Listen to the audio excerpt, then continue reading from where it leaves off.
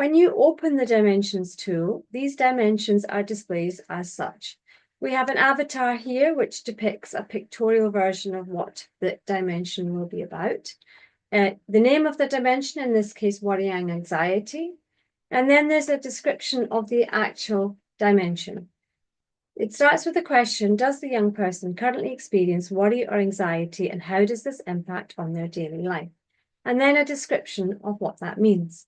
In this case, anxiety isn't always a negative thing. It's common to be worried, nervous, or afraid of things such as exams, spiders, or speaking out in class.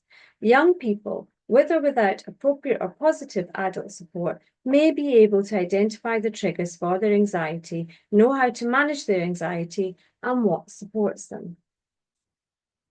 And then there's a rating. The ratings are from 0 to 6, looking at 0, which may be unknown, or could also mean it not applicable. So if you don't want to answer this question, or you feel you're unable to, you can just leave this at 0, and it would be unknown or not applicable.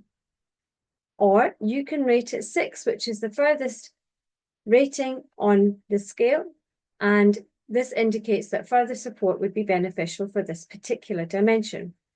The slider here is used by clicking on and moving so that you can move this to your corresponding rating on the scale. Now, when you click on one rating, for example, it will give you a description of that rating at the bottom here. So it gives you more information about what that particular rating may look like. For example, here I have rated number 4. And number 4 is described as the young person's has difficulty with anxiety and may have some impact on daily life and may be raised as an area of concern by school members, peers, or adults. Feelings of worry, being scared and afraid and nervous may impact on a young person's attention, socializing, sleep, and involvement in daily activities. They may also experience physical feelings, such as feeling shaky, being sick, a funny feeling in the stomach, heart palpitations, or panic attacks. If you are unsure which rating to choose, then choose the rating that is the best fit, as experienced in the last 2 weeks. You can always return to the Dimensions tool and rate yourself again at any time if circumstances or situations have changed. Your ratings are only saved once you have rated all of the dimensions and clicked on the Save button to download your personalized profile and report to your device.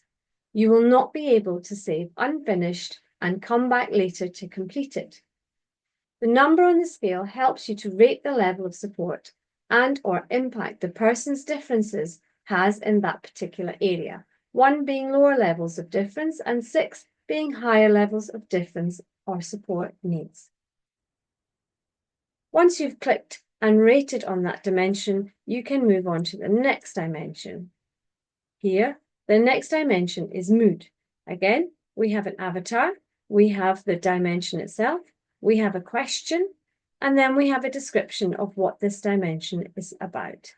The ratings are very similar, 0 to 6 on a scale of 0 to 6. And again, when you move the slider, a description of what that rating is will appear here in this box. So for this example, I'm going to rate at number 2, and the description has appeared. The young person's difficulties with mood have minimal impact on everyday life. Mood changes can have an impact on a young person's everyday life, which may explain behaviours such as slowing down, getting agitated, and or moving more than usual. Changes with sleep and eating habits or patterns may also be noticed. So, on the Children's Dimensions tool, there are 24 of these dimensions. I have demonstrated the use of 2.